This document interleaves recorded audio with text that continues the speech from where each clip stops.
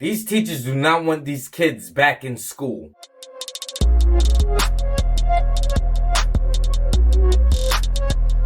Welcome to Kyle's Take, where I give my take on political and social issues through my eyes is all. I want to take a second. Hope everybody's week is starting off right. Hope everything you've been praying about has been manifested in your life. I hope everybody out there is just enjoying the beautiful weather while we have it here. The summer's not going to be here long if you live in certain parts of the country, certain parts of the world. So blessings to everyone. I want to thank everyone who's been viewing, liking, commenting, subscribing to the videos. It means a lot, and let's keep on pushing.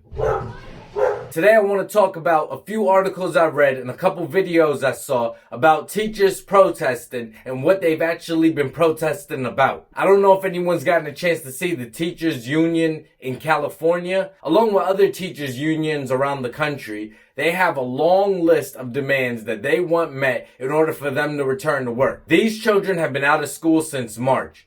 These teachers have not been going to work. They've been teaching online, putting up a little program, giving them a link or two to get to something. That's about the most it's been. They're not actually having to plan lessons. They're not having to actually teach these kids and specialize the teaching to certain individuals' needs or even the class's needs as a whole. If we go into this year with this online and distance learning again, these teachers would not have even met the kids coming into their class. How would they know what's best for this child? What's the best way to teach them? How do they respond the best way? There's no way to know that if you've never met the kid. How will you know through a few emails, through a Zoom chat? You're going to all of a sudden know this child, knows their tendencies and habits, how you can push them, what pushes them, what demoralizes them. There's no way that this teacher would know anything about this child. Everyone knows the orange man bad. Cheeto in chief is not to be trusted. So every time they have a chance to go against him, that's what they're doing. Their political views are pushing everything that they're doing. These teachers today are mainly liberal women, indoctrinating certain beliefs into children from a young age. It doesn't start in the universities. It doesn't start in high school. It starts in elementary and middle school. A good number of them are probably out here at these BLM protests. I don't know about what's going on in your town, but my town has opted for 2 days a week in person, and then every other day is going to be online or distance learning, virtual learning, whatever you want to call it. And these hybrid programs I'm seeing pop up around the country. This is the option that a lot of these democratic and liberal towns are going with. My bad, it's just... Tonight's video comes from a teacher's protest. More of what's going on. They're rallying because they want all of their demands met or they don't go back to work. It's all or nothing with them. And their demands are pretty extensive. Let's take a look at what these teachers are asking for, and I'll give you my take on it after. But instead, use the money that we need in order to actually have a safe reopening. We're not against going back to work at all. We just want to do so in the safest way possible and in making sure that the needs of our community members are met both outside the classroom, which means canceling rent, which means providing financial relief, which means extending unemployment aid, which means providing universal health care, while also inside the classroom, which means making sure that there is proper social distancing, ventilated school buildings, potable water, contact tracing, on-demand testing every single day. Like, we need all these things to happen, and we need the money to do that.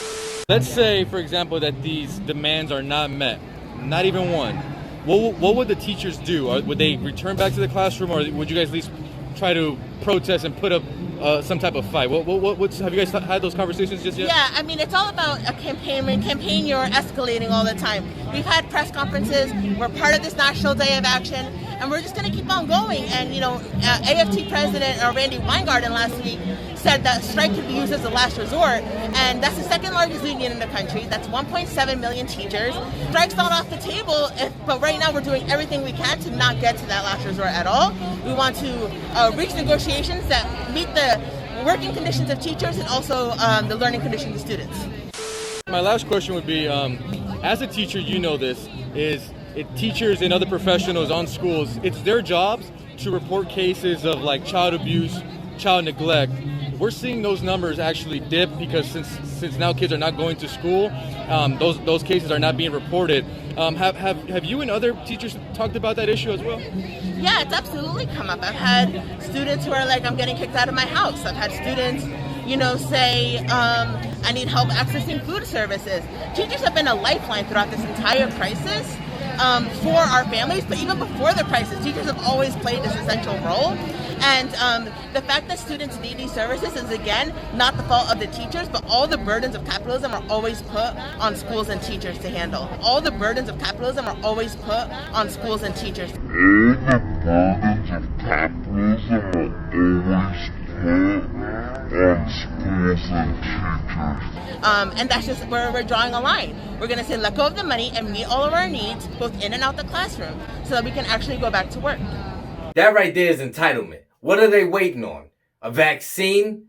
The feds? What they waiting on? A federal grant or something like that? The Cheeto in chief gotta give them some more money? And like she said, she wants all or nothing. Meet all of our needs, both in and out the classroom. Listen, to that teacher, I hope she one day gets a chance to see this. Come here. There's over a 98% chance of recovery unless you're over 80 or got some crazy underlying disease. I just feel like that needs to be said, because a lot of y'all are out here looking stupid. A lot of y'all just don't want to go back to work. Just say it for what it is. And you want to remain getting paid. I don't know how that's going to work. You want the taxpayers to still pay for public schools when we're sending our children 2 days a week. A lot of us are turning into homeschool teachers and balancing a 40-hour work week. So what do we need y'all teachers for? If y'all don't want to work, we can learn it on YouTube. We can learn it on Google. We can find it ourselves and teach it to our children. And matter of fact, it could be things that are actually relevant to the real world. Not just things that are so retro that by the time they hit the real world, it doesn't matter. A lot of what we were taught. You want hard-working, tax-paying dollars, but don't want to do anything. You want all of these services. You want all or nothing. You want everything you're asking for, and some of it is so outlandish, you know it won't be given. But you just ask it, and the guy interviewing her even asks her. They saying, oh, we don't want to strike. They don't care what it's going to come to. And listen, if there's teachers striking and protesting, it won't be any different than these BLM rallies. Because you're going to have people that can be together in these big groups. People still can't go to school, church, concerts, semi-pro game. I would say a professional game, but how many people are really going to those things? Like, check the ratings. The reporter brings up a really good fact. All of the kids that could be kept eyes on in the school, under the school supervision, on all the levels, are not being protected now that there is no school. So the kids that are being abused, the kids that are not getting fed and getting meals, etc. All of those kids are going ignored. Who do they turn to for help? There's no school to go into. There's no guidance counselor, no principal, no secretary, no teacher that they like, no security guard that they can. Nobody for these kids. But these teachers are saying, oh, let's protest in the name of coronavirus. Let's keep these children safe. Look how many children are going to bed hungry because a lot of children rely on going to school to get 2 meals a day, at least. And the last thing she talks about, teachers in the public school system get the burdens of capitalism. What? How do you get you get off summers? That's 2.5 to 3 months. You get off every weekend and you get off every holiday. How do you have it so hard that all of capitalism's burdens are put on you? And most of the bad schools, look at where they are. Look, it's these inner cities. If you go to the suburbs, if you go to highly prestigious places because the people who live there actually give a damn and work for something in their life, if you go there, these private schools and charter schools are better than the inner schools. What are you talking about? And you're a teacher. This is who's teaching the kids. This is why these kids are out here rioting, Black Lives Matter, all of this protesting, all of this stuff that's going on. It starts in the schools. It starts at elementary school, middle school, high school. That's why anytime I pick up my kid from school, I ask, is there anything that you were confused about today that you need clarified? Because these teachers are confusing these children. Never mind what you're teaching them at home.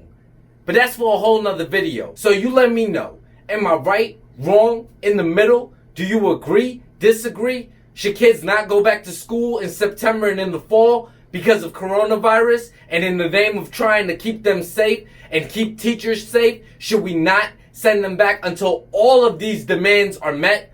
Or these teachers are ridiculous? All of these unions putting out statements, putting out demands are ridiculous. And the only people that are going to suffer are the same students you claim to love, teachers. That's why a lot of people are turning to homeschooling their kids for the next year. Maybe even more than just 1 year. And should we have to pay taxes for our kids not even going to school a full week, 2 days, with 3 days online, where parents are forced to stay home from work or even take on a second career becoming a homeschool teacher? Because these children can't just look at a computer screen and get all of the learning, all of the lessons that they need. It's impossible. But you give me your take in the comments below, and as always, be safe.